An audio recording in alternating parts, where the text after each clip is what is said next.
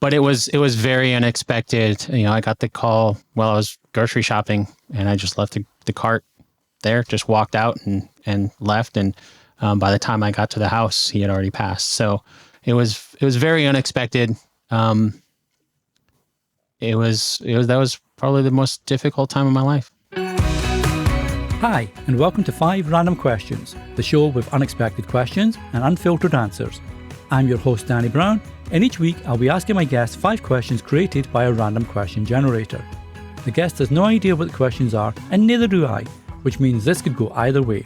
So sit back, relax, and let's dive into this week's episode.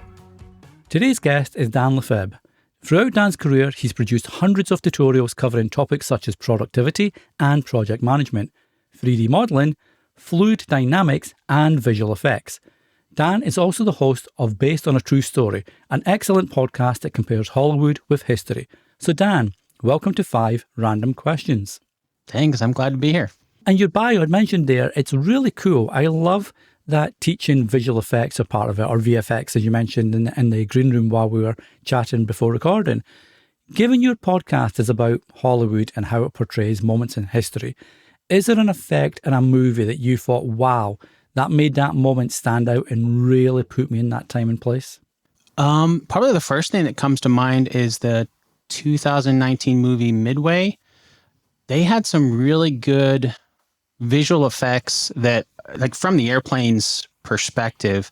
There was one in particular where there was like a plane dive bombing, and you kind of follow it, which I've covered that on my show, and that actually happened. But with visual effects, you're able to see what it's like from the plane's perspective, which is obviously something that you're not going to see in authentic or real footage or anything like that. So I thought they did a really good job with that. Yeah, it can be like grinding, for want of a better word, or discombobulating, I guess, when an effect is so in your face that you know it's an effect. But the best ones, like you say, like that one, it really takes you in and shows you, A, what it was like from the plane dropping these bombs, and then I guess what it was like on the ground for them seeing these coming towards you. Yeah, the best effects are the ones that you don't notice are effects, but then you, in retrospect, you're like, well, obviously that was an effect. That wasn't actually real. But yeah, if you don't notice it right away, then that's a good thing. Well, I always remember when Jurassic Park came out and people were saying, well, and I'm sure it was just like, being stupid, but how did they get real dinosaurs? No, they didn't get real dinosaurs. They didn't actually bring them back to life for this one. And they act so well. Right? Exactly. They don't flub their lines or anything, which exactly. I've done many a time. They roar on command. Well, and speaking of speaking of movies, because obviously your podcast, a big part of it is, Hollywood and its interpretation. And this isn't part of the random questions. We'll get to that very soon. But I'm curious, of all the movies that you've covered on your podcast, which one would you love to have starred in? Starred in? Oh, wow. Now, you don't have to be the lead. You can be like a really cool sidekick that gets all the awards because they put in the great performances. But yeah, any movie that you've covered. Well, I mean, my favorite books and movies are The Lord of the Rings. And so probably there's a Tolkien biopic that I covered. And I don't know. I mean, I love the worlds that Tolkien has created. And even though the movie wasn't great, I'll put it that way. But I love his world. And so I think that being a part of something like that being a part of helping to bring that to the screen, I think would be amazing. Yeah, I know the actors, when you see the director's cut and they get interviews, etc., they've all, it all seems such an amazing experience because it was such a big period of their life. What was 5 years or something in total from start to finish for the original trilogy? Yeah, it was something like that. And then, of course, you throw in the Hobbit series too, and then that, and then the new one is coming out. Yeah, and then the Amazon Prime TV show and all the other stuff. Exactly. Yeah. Have you been to New Zealand by just out of interest? I haven't. I have a good friend who lives there, and he sends me pictures, and I really want to go, but I haven't. A bucket list. Well, speaking of bucket list, it's my bucket list to have another guest on 5 Random Questions, and today that is you. So if you're ready, Dan, I'm going to bring up the random question generator, and we'll kick on off. Okay, question number 1. Interesting one to kick off the show with, Dan. Question 1. Would you rather be the smartest moron, and maybe change that word, the smartest, not smartest person, or dumbest genius? Smartest moron or dumbest genius? Probably the dumbest genius, mostly because I feel like that would surround me with a bunch of other geniuses and I would get to learn from them. And I would never want to be the smartest person in the room. I think that I always love learning from other people. And if I'm surrounded by smarter geniuses, I'm going to learn from them. Well, it's that's the thing. Like, it's like, I know in business especially, everybody says, or good bosses say that you want to have smarter people around you because that's how you succeed. Right. And that's like I said, I always feel sometimes when these questions pop up, maybe the wording isn't quite the best, which is why I was trying to like correct on the fly there. Let me see if we can because yeah, I 100% agree. If you can be, surround yourself with smart people, that's awesome. But that doesn't mean that you have to be not smart. It just means that you know your weaknesses and your strengths, etc. Obviously your podcast is very, very well produced. So let's take it to that. This is all done by yourself. Do you have a team with it, or is it all done by yourself? By myself. Right. But you've worked with teams before, you got VFX, etc., where you do tutorials. Have you worked with teams before where you might have been, say, the smartest person, but people can always come to you, obviously, with new thoughts, etc., that you may not have had prior to that? Yeah, I guess maybe I don't like thinking of myself as the smartest. I think maybe there are things that I have more experience in than others, but that doesn't mean that they're not smart. They just have different experiences. And so, like, speaking of, with visual effects or, video, I have a lot of experience in that, but there's a lot of other things that I don't have experience in that I've worked on teams where other people have better experience in business or in other things. And so, I can share my knowledge in the video side and they can share their knowledge in business. And that, I guess, is what makes up a good team. But I guess that's where I like being able to learn from others. And I'm obviously happy to share my own experience too, but I love soaking in the knowledge of others. So that's why, if I'm around a bunch of geniuses, I'm going to learn a lot of stuff from them. I would hope.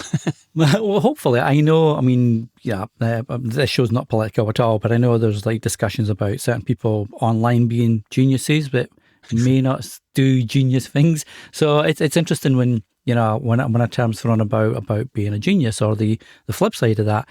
Does that person actually live up to what the public perception, or some part of the public perception is as well? Yeah, I guess I can give an example from my own career experience. I used to work for the Department of Defense for the Air Force, and I worked in a materials lab where I was surrounded by some of the smartest people I've ever known, and they're just insanely smart. And I learned a ton of stuff from them. I'm sure I've forgotten it all since then, but it was fascinating to learn about elements of, in this case, aircraft and engineering and all of this that is not my background at all. But I just loved learning it. I just loved learning different things. And so that was, probably one of the best experiences as far as, a job in my career, from learning from others, because it was so far outside of podcasting or video or anything like that, where they came to me for that, but they had just this completely different skill set that, they were geniuses. They were insanely smart.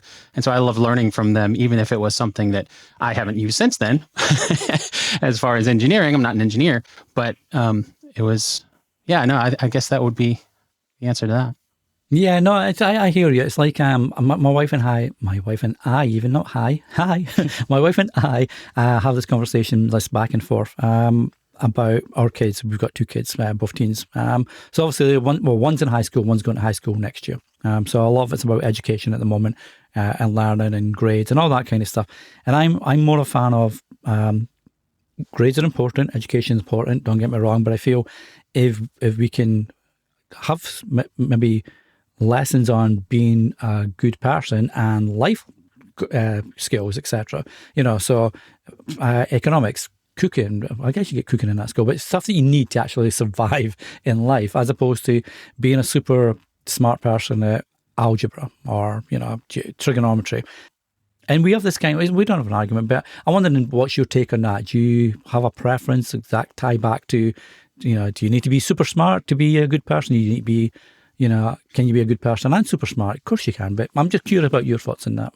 Yeah, I think it depends on how you define smart, because there's so many different skill sets and so many different things that people, elements of knowledge, and I guess it kind of goes back to street smarts or book smarts and that element where you can be smart, you can be street smart, and maybe not book smart, but that doesn't mean you're not smart. You're just a different type of smart, right? Yeah, exactly. It's like you mentioned Lord of the Rings there. It's like the hobbits and the dwarves and the elves and then the men and etc. And everybody's thinking, well, the smallest person, how are they going to get the ring to Mordor and destroy this evil warlord? Well, yeah, but the little person actually got it done. Like the country living person is the one that got it done. So yeah, it's like you say, it's like there's so many nuances to what is good, bad, smart, strong, weak, etc. Which, again, using that example too, who were the ones that took the ring from Sauron to begin with? It was these smart leaders of all the different races that took the ring. And so were they smart because they were the ones that kind of doomed the entire world, and then it was up to them it's up to the hobbits to fix it? That's, I guess, a matter of debate. 100%. 100%. Well, speaking of debate, that is the first question down the line, and I appreciate that, Dan. Let's have a look at what question number 2 is. Okay, Dan, you strike me as a fairly level-headed person, but let's find out. Question number 2. What is your biggest pet peeve? Ooh, my biggest pet peeve.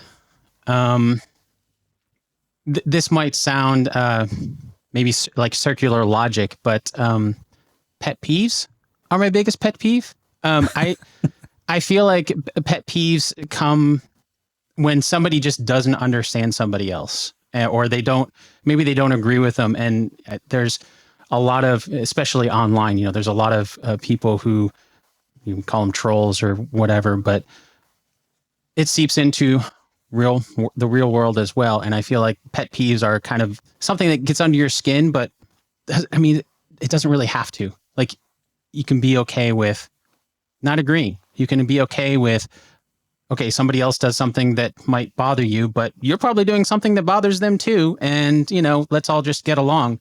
And so I don't feel the need to call that out, I guess.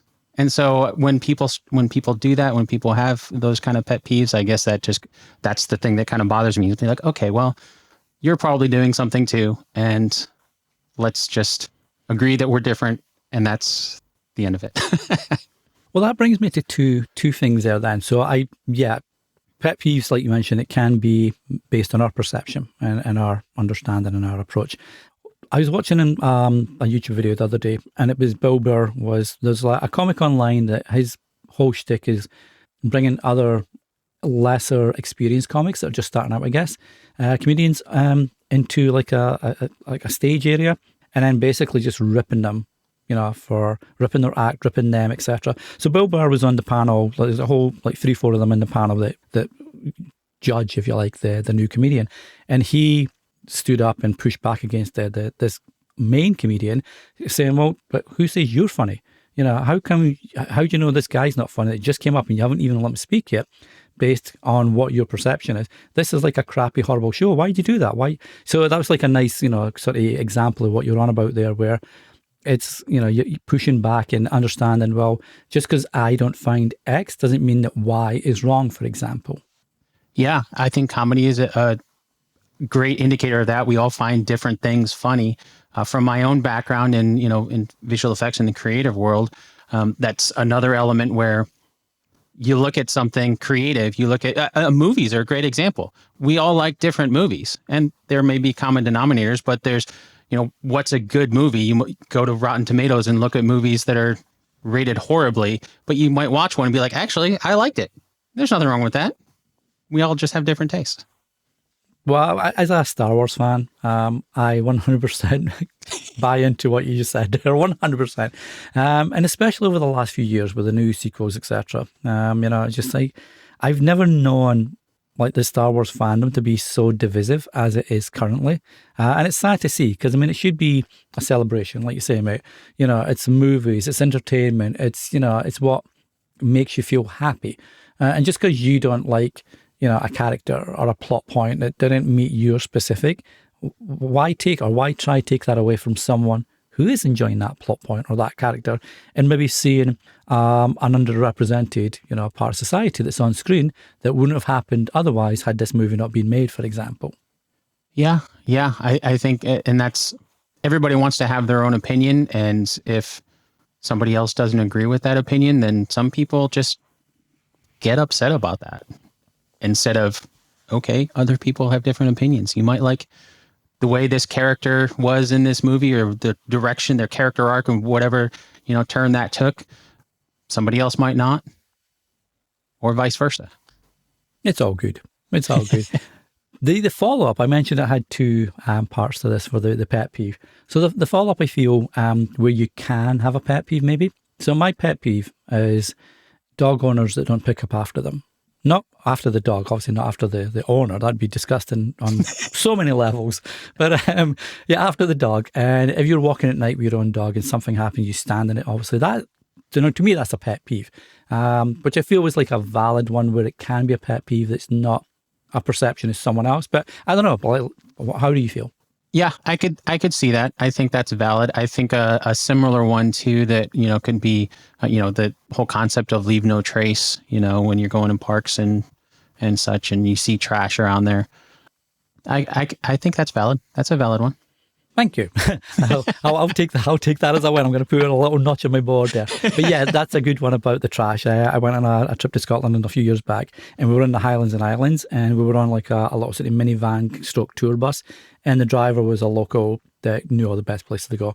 And he'd always stop every 20 miles or so and get out with a trash bag and just pick up trash from the side of the road to keep the landscape beautiful and clean, etc., which I thought was amazing. It sucked he had to do it, but I thought it was amazing that someone wanted to do that because he loved the place he lived in, for example.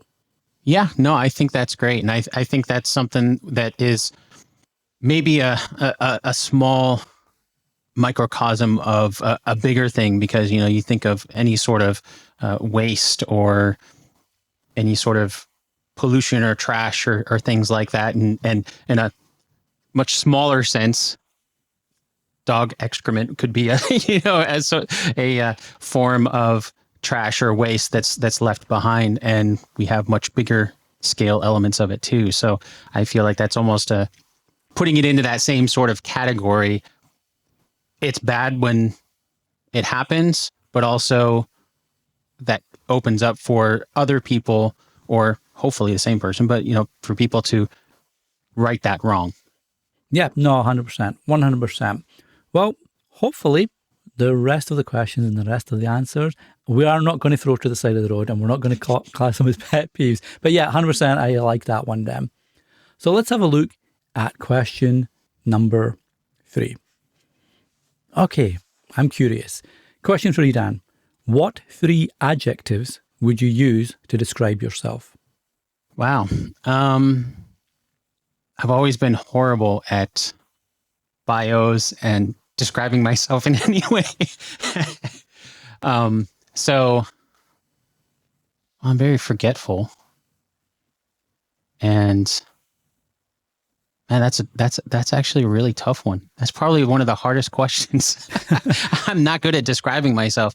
Well, I think, as you mentioned, if you're not good with bios and pushing yourself or selling your strengths, it can be really hard to, like, say, come up with one, never mind 3, right?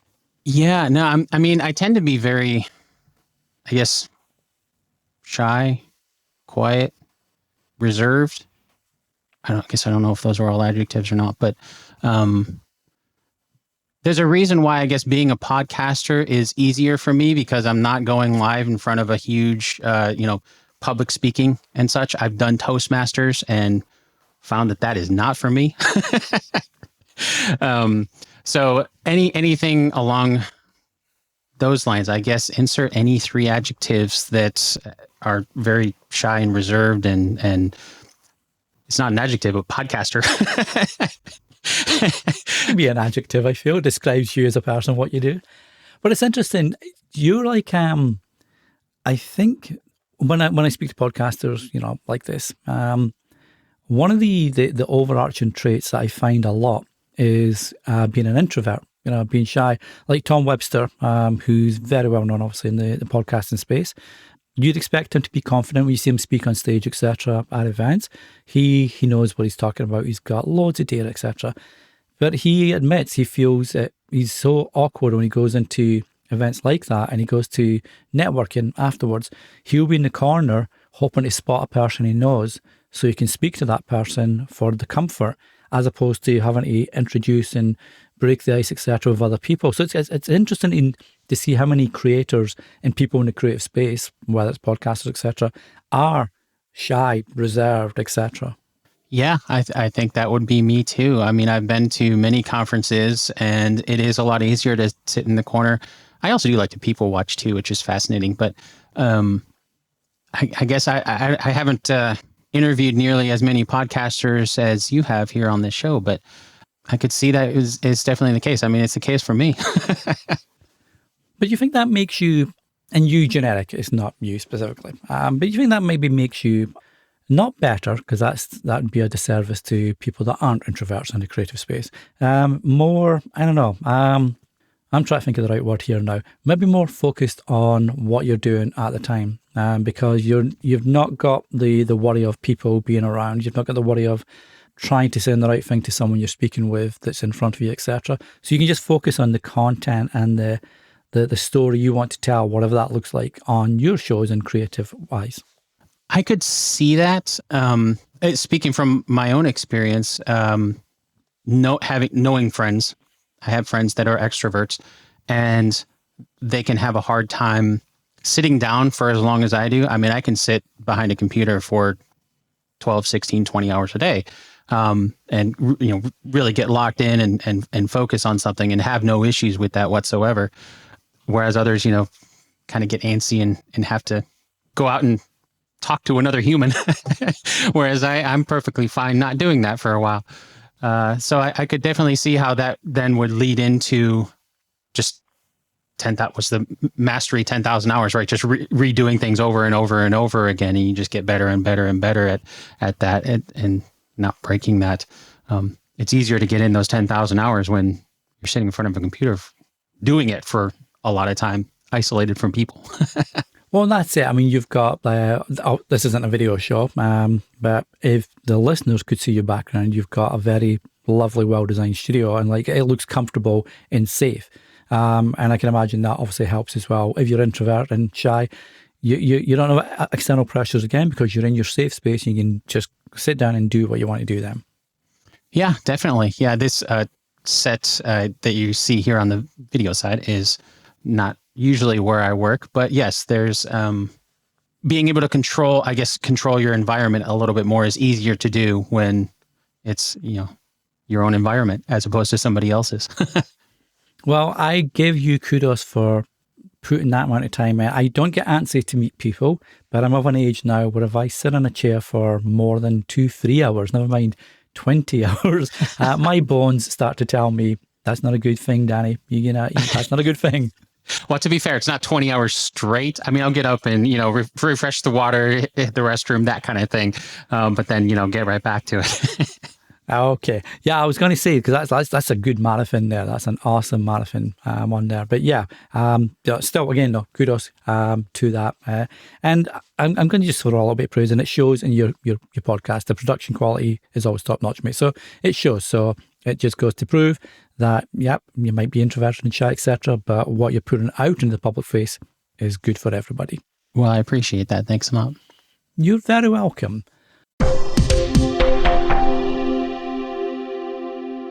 This part's brought to you by someone awesome. We'll be back with more questions in a sec. On the Bad Movies Worst Opinions podcast, we rewatch, review popular movies from the 90s and 2000s just to see if they're as bad as you really remember. We believe that everybody has a favorite bad movie, those movies that you can't help but love even if the critics hate it. So we go back and watch them. Did these movies really deserve the hate, or have people been too harsh all along? Find out every Tuesday wherever you get your podcast from. Check out the Bad Movies Worst Opinions podcast. Hey there, Danny here. This podcast will forever be free to listen to, but if you enjoy 5 Random Questions and get value from the show and want to support it, you can do that with a donation of your choosing over at 5randomquestions.com/support. And thanks so much for supporting the show. Now, back to this week's episode.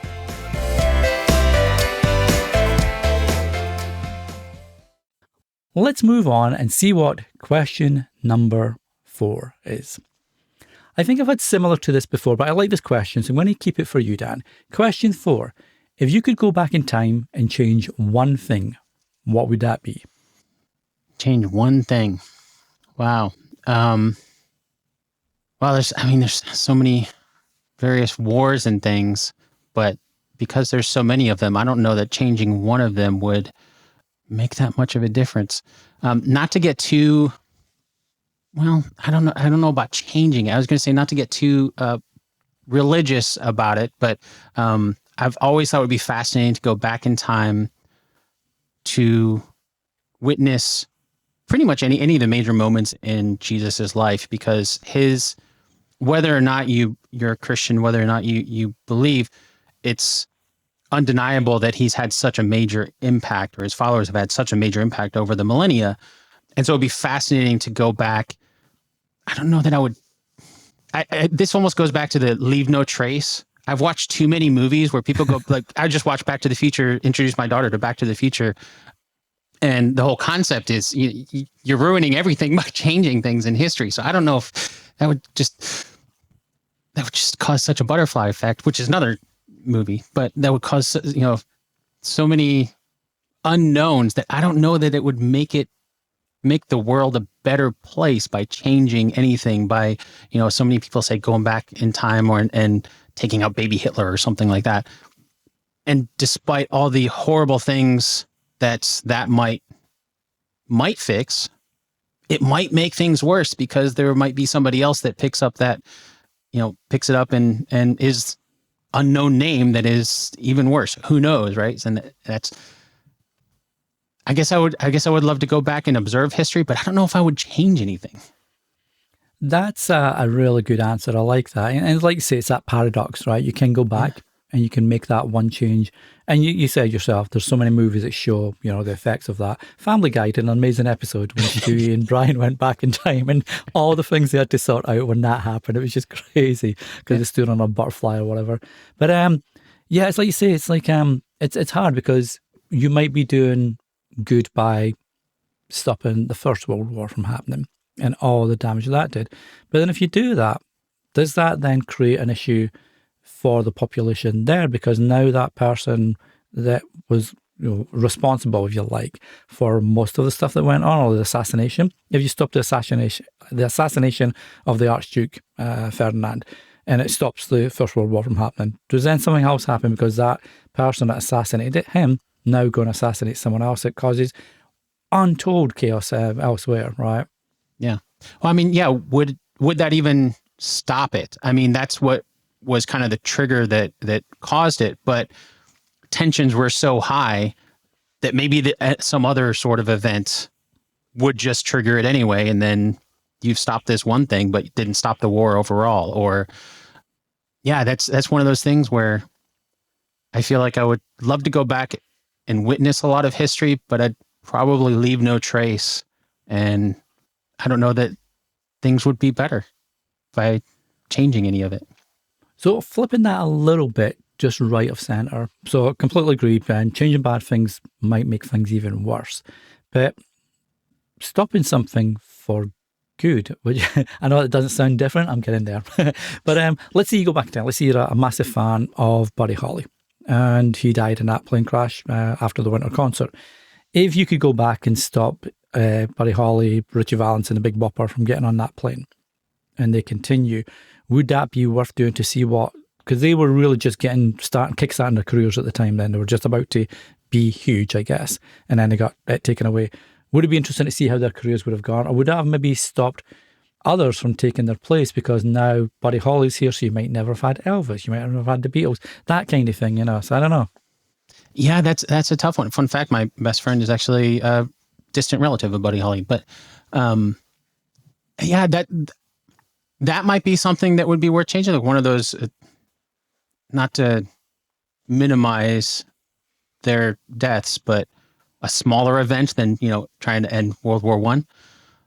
I guess if I could add a caveat to whatever I change, would I be able to see what the current timeline is based on that change? Like I would love to get a real time.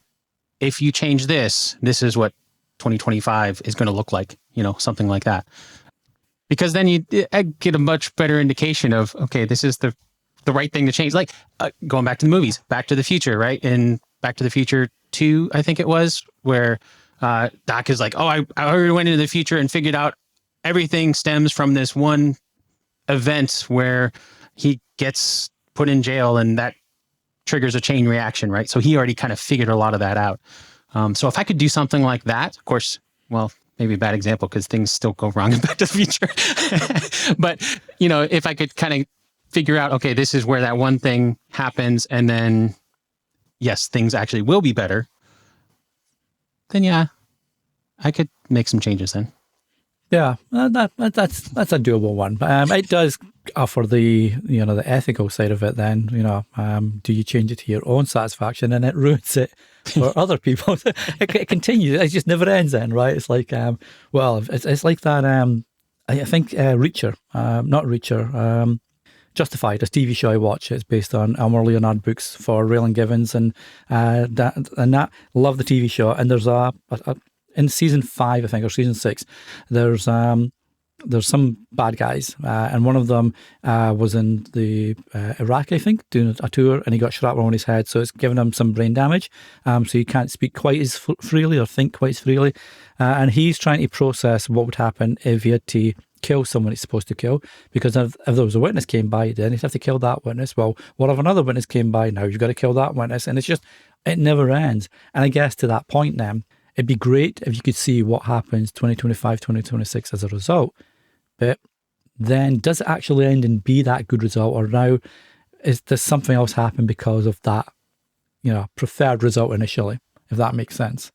Yeah. And I think that's kind of what I was alluding to, of it being able to see what those changes are.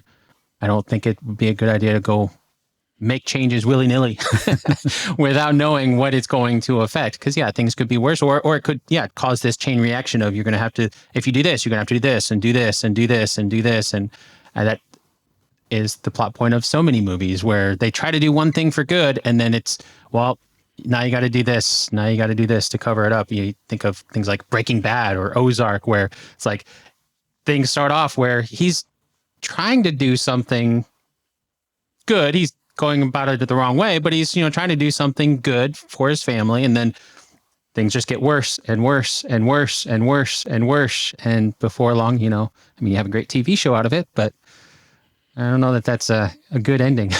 It's not a lesson you want to teach kids. Say, well, look after your family and this is what happens, right? No. Yeah. Well, speaking of, gone back and not gone back and changed things, one thing we can't do is go back to the 4 questions we've had so far, and we're not changing them anyway because I love your answers, Dan. So perfect. But let's have a look then. The final question for today's episode for you, Dan. Question number 5. Question 5. What was the most challenging time of your life? Ooh, okay. 2018, when my dad passed away fairly unexpectedly. That was a very, very difficult time. And it was, did that come out of the blue then? It wasn't like an illness. I know sometimes it's never easy when someone passes. But if you're aware ahead of time, it maybe makes it easier, for want of a better word. Yeah, he had cancer. So I guess I don't know that. I mean, I guess eventually we all do. But it was very unexpected. I got the call while I was grocery shopping, and I just left the cart there, just walked out and left. And by the time I got to the house, he had already passed. So it was very unexpected. That was probably the most difficult time of my life. And I've not lost a parent, so I can only imagine how that felt at the time. Does it make it, I'm going to try be respectful here, does it make it easier if your parent was suffering, you said he had cancer? Does it make it a little bit easier that that's now not hurting him anymore? Yeah, I could see that. I think being removed from it by many years now, I think I am glad that he didn't go in a way that was much worse. There could be a lot worse ways. I mean, he passed away at home. So there definitely could be a lot worse ways. It was just such a shock and I mean, anybody who has lost a parent or a loved one, it's a difficult time. And it was a very difficult time for sure. And do you have siblings? Mm-hmm. Yeah. How do you, like, when something like that happens, was your mum still alive then? Yeah. No, she's still alive now. Yeah. Was it then not up to the children? Because obviously everybody's very close. Everybody's, it's a particularly loved person. It's gone. Did you feel like you and your siblings rallied around your mum rallied around you, everybody's together? How did that? Yeah. So I live in Oklahoma, and my parents lived in Oklahoma at the same time too. But the rest of my family was kind of spread around the United States. So I was the closest one who could drive there, which is what I did. I didn't make it there in time, but everybody else then came pretty much immediately. One of my brothers came, drove across the country that night, and ended up coming. And then we helped with all the paperwork and all that kind of stuff that happens with my mom. And then the rest of the family flew out and helped. They lived in a country house, way out in the country. And so it was too much for just my mom to handle on her own. So we helped her pack up and move and all that. So we all did come together and rally around her for sure. And I know you mentioned it was obviously a challenging time of your life. One of the things that I find often is when you have something that is challenging, that's had such an impact on you, it can give you lessons, if you like, afterwards, and how you approach life, how you approach moments, because you can't have them any more with that person, but how you have moments with other people that you may not have had. Did that change your approach at all, as to being there in a moment of time, so to speak? Yes, I do. I do think so. So I can give two examples just off the top of my head that I know it changed. One was to not be afraid of saying I love you to the people that you love, and to say that, because unfortunately the last time that I did see him, I'm not really sure if I actually said that to him. Right before leaving, it was just another day. But one thing I did do before, and this is the other lesson, is don't put things off. So as a podcaster, I have a plethora of microphones, as I'm sure we all do. And I always thought, my show being based on a true story with movies, I always thought it would be fun to do kind of an episode with my parents, like based on a true story, my life, like what is the story of my life. And so I was going to interview my parents and kind of get how did you guys meet? How, were each of my siblings born, and all of this, and interview them. And we kept postponing it, and something would happen, or, work or whatever. There was a million reasons that things got postponed. And then one weekend I was like, I'm going to come up and visit, and I'll bring my equipment and let's just do it. I mean, they had some stuff going on. They're like, well, should we really? Maybe we should just do it the next weekend. It's like, no, I'll just bring the stuff. Let's do it. So I interviewed them on Saturday. We had so much fun. We ended up continuing into Sunday, and got hours of just family history. And then he died 6 days later. So there would never have been that next weekend. So I didn't know it at the time, but that really was like something that instilled in me. Don't wait. Just take advantage of the moment that you have, because you don't know if you have tomorrow. No, and especially in today's fast-paced world, we're always on, whether it's online, doing stuff like this, work, whatever. It always seems that we have much less free time than we may have had 10, 15, 20 years ago. And I think that's an amazing legacy that you got to chat with them as well, about where you came from, essentially. What is my background? Why am I who I am? So that's awesome. Have you released that? Do you plan to release that, or? I released part of it. So at the time, he passed in 2018, and I started my show in 2016. So I was doing the podcast at that time, and then I put the show on a hiatus. I was recorded about a month ahead of time, so there was about a few weeks I had to kind of figure out what I was going to do, and I ended up putting the show on an indefinite hiatus. And as part of that, I explained to my audience why, and then I released part of that interview with my parents then, as I kind of read his obituary and mentioned that. And I haven't released the whole thing. I've shared it with my family, but there's a lot of personal stuff in there that I don't know that they would want that out there public. I don't know that I would want that out there public, but I definitely shared it with my family for sure. That's amazing. And I guess it kind of ties in a little bit as to your previous answer about going back in time and changing something. It's like, well, you can change certain things, but there's other things that you can no longer change and fix afterwards because one person isn't here to ask you, hey, I really didn't want that out there. So it's good that you have that. Obviously what you want to share, what you don't want to share, which is you can't ask for more, and your parents can't ask for more, I guess. Yeah. And once you put something on the internet, it's out there. You can't bring it back. I could not grow up today, mate, as a teen. Like my wife and I try educate our teens on the perils of being online, but we don't want to stop them either because they'll just go anyway and do it anyway. I'd rather be able that they can trust us to come and ask us stuff, and then we can hopefully, guide them and lead them properly, like obviously your parents did with you and your siblings. So yeah, I hear you on that, mate. Yeah. It's a difficult thing. And sometimes I guess that's something that, as with any kids, they got to learn with experience. Hopefully that experience is not too bad, but hopefully it's something that will help them learn, like, oh yes, this is out there forever, and maybe I should be a little more careful. 100%. Well, Dan, we have reached the end of your time in the hot seat, and thank you so much for sharing your answers. Really appreciate it.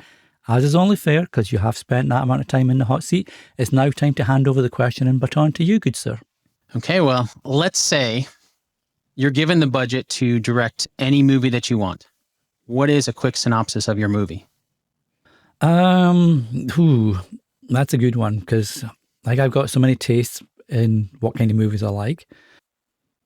I feel like I'm a big history buff. I love history, and I love stuff about the First World War, funnily enough, because that was my main history class at high school. I had an amazing history teacher who really knew his stuff, obviously, but really made you passionate about learning. So I feel if I had unlimited budget, I'd love to do something that ties in, and I think you mentioned it earlier, maybe even pre-recording, about your approach to the Pearl Harbor, part of history. I think I'd like to get and really film one of the backstories that led to the assassination of Franz Ferdinand and all that came from that, but really, make it a real period timepiece. So there's no, it's use materials from the time, right? Use technology from the time, if that's the right word. Really make it a lived in. If you think of going back to Star Wars and the divisiveness of Star Wars fans, a lot of people, whether you like the new movies or not, most fans agree that Andor, the TV series, was the best thing that Star Wars have done for a long time. And part of that was the fact it was all done live on location with live sets, live action, etc., as opposed to loads of blue screen effects, etc. So I'd love to do something like that, but for the lead up to the First World War and that period of time and everything that was going on, but try make it, and this is going to sound crass, and I apologise to historians everywhere, try make it like a spy thriller where they're trying to race against time to stop this guy because they know it's coming, and then maybe even tie into your answer from the last one. Someone has the opportunity to take a shot, does he? I don't know. Something like that. That would be my but interesting question. I think that's where I would go with that one. Okay. Have you seen 27 Days or 37 Days? I can't Well, this is where my forgetfulness comes in. I have to look that one up. It's about basically the assassination and then the spiral effect that led into World War I. It's a little, I think it was a BBC miniseries? Maybe it wasn't BBC, but look it up. That'd be interesting. So would you end with the assassination, or would that be somewhere in the middle? Yeah, that's a good one. I mean, do you open with that and then go back? I don't know. That's a good one. This is why I'm not a movie director or a script writer, etc. But yeah, I feel, because how many people know about the origins as well, right? And how it started. I feel certain generations have different history lessons based on, where you are now. Nothing wrong with that whatsoever. But I also feel that because of that, sometimes older history can get lost, and it's just as important because it's led us where we are today. So I don't know, maybe open with it like a really short 5-minute, hey, let's get you up to speed, because we know what audiences can be like, trying to, keep their attention, and then get into that sort of spy thing or whatever. I don't know. I'll have to think about that. And maybe I will send you a script you can read, mate. Sounds good. Well, if you get that made, let me know and I'll cover it on my show, because that would be fascinating. I'd love to see I that. would definitely give you first rights, mate. First exclusive rights. So, Dan, I really appreciate you coming on the show today, and I really enjoyed chatting to you and hearing the answers to your 5 random questions. For anybody that wants to check out your awesome podcast, get to know more about you online, check out some of the tutorials that you mentioned, or I mentioned in your intro. Where's the best place to connect with you, check out the podcast, etc., all the good stuff? Yeah, podcast is based on a true story podcast.com. You can find everything there, including how to contact me. My tutorials are not there. You can find those over on my company site. That's LeFebvre.llc. But you can find all that over there. And I will be sure to leave all these links in the show notes as normal. So if you're listening on your favorite podcast app or online on the website, just make sure to check out the episode show notes. The links will be there and it'll take you right through. You can check out Dan's podcast, tutorials, any other thing you do, and maybe even reach out to him and pitch him a script. So Dan, again, thanks so much for appearing on today's 5 random questions. Thanks for having me. Thanks for listening to 5 random questions. If you enjoyed this week's episode, I'd love for you to leave a review on the app you're currently listening on, or over at 5randomquestions.com/review. And if you know someone else that would enjoy the show, be sure to send them this way. It's very much appreciated. Until the next time, keep asking those questions.